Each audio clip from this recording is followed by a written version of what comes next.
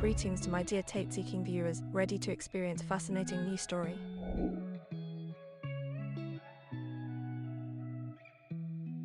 Hamlin was considered a top cornerback coming out of Central Catholic High School. He was a four-star recruit and was pursued by major college football programs including Pittsburgh, Penn State, Ohio State and Temple. He selected the Pittsburgh Panthers and played in 3 games as a freshman before suffering an injury and receiving a medical redshirt exception for that year. As a redshirt freshman playing in his second year, Hamlin was not back to full health until week 3 of the football season. Playing the safety position, he recorded 41 tackles with 1 interception in 9 games played. The next year, Hamlin led the Panther Sniper Gang secondary with 77 tackles and 2 interceptions as a redshirt sophomore and was named honorable mention All-Atlantic Coast Conference. He would register 84 tackles with 10 passes broken up as a redshirt junior. Going into his final season, Hamlin was a team captain and was named to the All-SEC second team after leading the Panthers with 66 tackles and 7 passes broken up. He earned a SEC Co-Defensive Back of the Week honors for his November 21, 2020 game against Virginia Tech. Hamlin earned a bachelor's degree in communication from the University of Pittsburgh.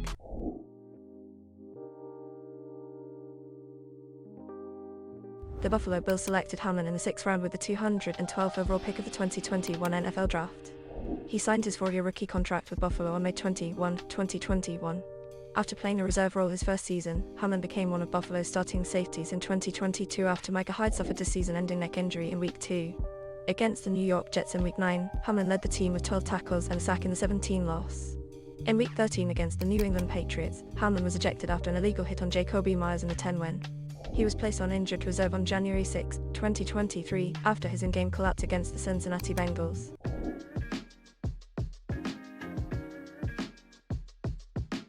On January 2, 2023, during a Week 17 Monday Night Football game against the Cincinnati Bengals, Hamlin collapsed on the field at 8:56 p.m. EST after tackling wide receiver T. Higgins and required immediate emergency medical treatment. At the start of the play, Higgins caught a pass by Joe Burrow near the 50-yard line and ran downfield while leading with his right shoulder, which collided against Hamlin's chest. As the defender, Hamlin made a tackle by wrapping his arms around Higgins' shoulders and helmet to bring him down to the ground. Sports commentators described the tackle as seemingly routine while noting the jarring nature of the contact. Following the play, Hamlin stood up momentarily before passing out and falling backwards. Hamlin remained motionless at midfield while team trainers and paramedics rushed to his side within 10 seconds. First responders initiated CPR, automated external defibrillation and other treatments to Hamlin on the field for 10 minutes. Hamlin was eventually administered oxygen and an intravenous solution. An ambulance was brought onto the field about 4 minutes after his collapse for more assistance. As he was being placed on a stretcher, most of the players from both teams came off the sidelines to kneel or stand on the field near him, visibly upset and emotional about this status. After being transported by ambulance to the University of Cincinnati Medical Center at 9:23 p.m. EST, he was reported to be in critical condition and was intubate. Later that night at 1:48 a.m. local time, the Bills reported that Hamlin had initially suffered cardiac arrest and his heartbeat was restored on field. Hamlin later confirmed that he had suffered an episode of commotio cordis, an extremely rare condition in which cardiac rhythm is disrupted by a blow to the chest during a specific 40-millisecond span in the heart's electrical cycle. The condition is 97% fatal if not treated within 3 minutes.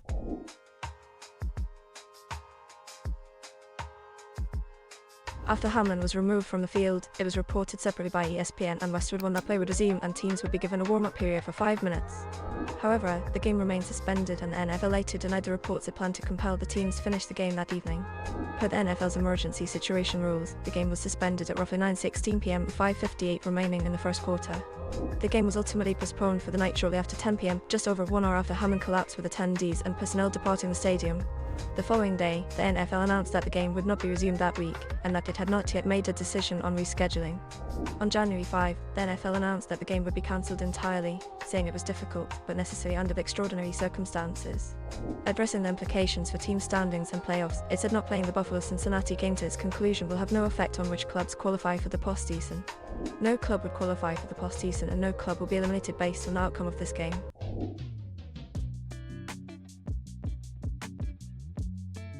On January 3, Hamlin remained at the University of Cincinnati Academic Health Center while sedated and on a ventilator. According to his uncle Dorian Glenn, Hamlin was placed on his stomach to help take the pressure off his lungs.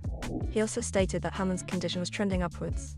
On January 5, Bills cornerback KLM said that Hamlin was awake and doing better. The same day, the Bills released a statement saying, "Damar has shown remarkable improvement over the past 24 hours and while still critically ill, he has demonstrated that he appears to be neurologically intact. His lungs continue to heal and he is making steady progress." Trauma surgeon Dr. Timothy Price said Hamlin was able to communicate by writing on paper or by nodding and shaking his head because he still has a breathing tube. When Hamlin woke up, he was able to follow commands, had full control and feeling in his extremities, and asked who won Monday night's football game by communicating in writing on a clipboard. When he asked, "Did we win?" The answer is, "Yes, Damar, you won. You won the game of life," said Price. The doctor said significant progress is still needed, but this marks a really good turning point in his ongoing care. On January 6, Hamlin was able to breathe on his own, at which point his breathing tube was removed, allowing him to speak. Later that day, he made a brief video call by FaceTime to a Bills team meeting.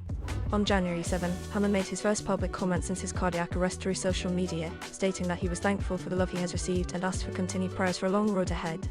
On January 9, a week after being admitted to the hospital, Hamlin was discharged from the University of Cincinnati Medical Center so he could return to Buffalo and continue treatment there. He was flown to Buffalo General Medical Center in stable condition, with tests done the following day to determine if he could be released. Hamlin said via his Twitter account that he was not home quite just yet and still doing and passing a bunch of tests. 9 days after the incident, on January 11, he was discharged from Buffalo General Medical Center Gators Vascular Institute to continue his rehabilitation at home. A spokesman for the family reported that Hamlin's heart was being monitored and that he was still using additional oxygen. Hamlin was able to attend the Bills' divisional round game against the Bengals as a spectator. This marked Hamlin's first public appearance since the collapse. In February 2023, Hamlin made a special on-field appearance at Super Bowl LVI, accompanied by Bills athletic training and UC Health staff members. The following month, Hamlin met with President Biden at the White House. Hamlin was in Washington, D.C. to support the Access to AIDS Act, which would assist schools in obtaining and using automated external defibrillators. The week after, Hamlin attended a CPR seminar being presented by the Carolina Panthers and the American Heart Association in Charlotte. On April 18, 2023, Buffalo Bills general manager Brandon Beane stated that Hamlin was fully cleared to return to the NFL. That same day, Hamlin announced his intention to return to the NFL while also revealing the cause of his on-field cardiac arrest, commotion cordis.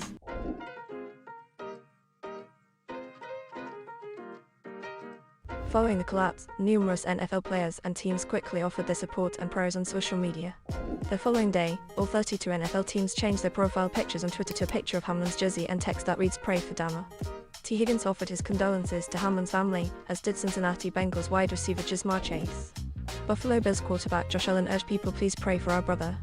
Fans began gathering outside the University of Cincinnati Academic Health Center following his collapse. Hours after the incident, the lights on Packer Stadium, the location of the game, were lit blue in honor of Hamlin along with the lights on Fifth Third Bank's headquarters on Fountain Square. Niagara Falls was illuminated in blue on the evening of January 3 in support of Hamlin. Shortly after the incident, there was an increase in rhetoric and disinformation from well-known anti-vaxxers making unfounded claims about Hamlin's cardiac arrest and COVID-19 vaccines.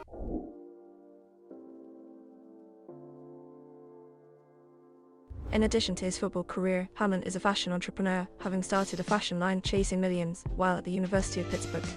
In 2020, Hamlin started organizing annual charity Christmas toy drives in his hometown of Keys Rocks, Pennsylvania.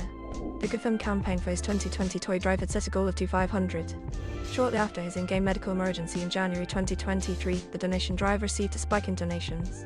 Hamlin's social media garnered over 1 million followers in the ensuing days. The mission of the viewers is accomplished, but our journey has only just begun. Help me continue this adventure by leaving a like, a comment and by subscribing to follow our next steps.